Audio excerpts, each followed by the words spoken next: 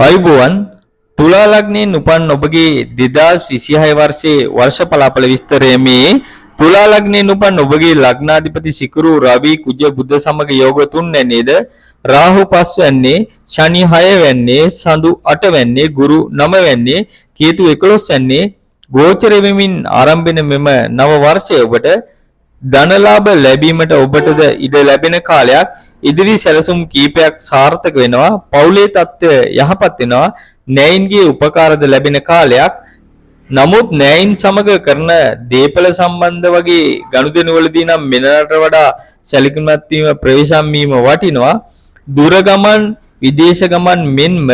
අධ්‍යාපන හෝ රැකී ආරක්ෂා සඳහා ඇවිදීම් වැඩි වෙන කාලයක් සුළු රෝගයක් වැළඳුනත් යම් කාලයක් සුව වීමට ගත විය හැකි නිසා ඒ වගේ දේවල් වලින් ප්‍රවේශමත් බොහොම වටිනවා සමාජයේ ප්‍රසිද්ධ වීමට ඉඩ ලැබෙන කාලයක් විටින් විට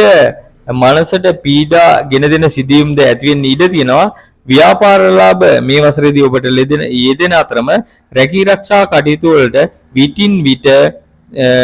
පොඩි හරියට පොඩි විදියට හරි බාධා මතුවීමට ඉඩ තියෙනවා. සමාජ ආශ්‍රිත කටයුතු වලදී ප්‍රවේශම ඉතාම වටිනවා. අනුන්ගේ නිന്ദා අපහාස දෝෂ දර්ශනයට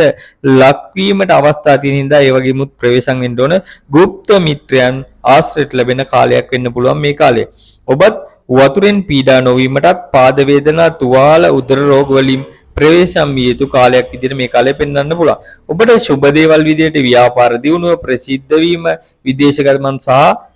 ඔය ධනලාභත් මේ ගැල්ලු තුලම ලැබීම යහපත් කරුණු විදිහට පෙන්වා දෙන්න පුළුවන්.